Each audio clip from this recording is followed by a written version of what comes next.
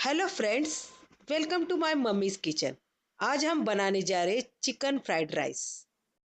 एक ऐसी डिश है जो बहुत ही कम समय में तैयार हो जाती है, साथ ही अपने स्वाद से सभी को जीत लेती है। चिकन फ्राइड राइस का स्वाद तीखा और मसालेदार होता है।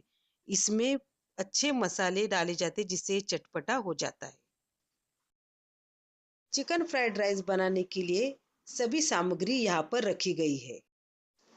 2 कप बॉइल्ड राइस, आधा कप पत्ता गोभी, आधा कप हरी पत्तेदार प्याज, एक अंडा, आधा कप कटा हुआ गाजर, आधा कप बोनलेस चिकन, आधा कप शिमला मिर्च, tablespoon red chilli sauce, tablespoon soya sauce, कटी हुई लहसुन, काली मिर्च पाउडर, विनेगर, नमक स्वाद अनुसार। एक कढ़ाई या फ्राइंग पैन में मध्यम आंच पर तेल गरम करें और अंडा फोड़कर उसमें स्वादानुसार नमक मिक्स करके ऑमलेट बना ले और उसे एक प्लेट में निकालकर उसके छोटे छोटे टुकड़े कर ले। अब पैन में तेल डालकर उसमें कटा हुआ लहसुन डालकर भुने।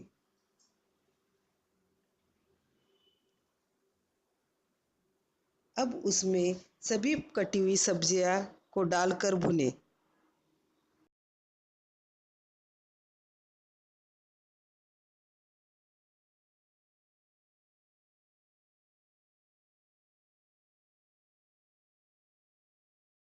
इसमें उबले हुए चिकन के टुकड़ों को डालकर उसे भी कुछ देर तक भून लीजिए।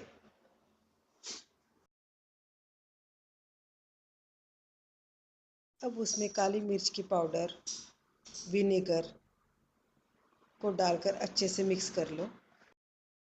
उसमें सोया सॉस और रेड चिली सॉस डालकर दोनों को अच्छी तरह भून लीजिए।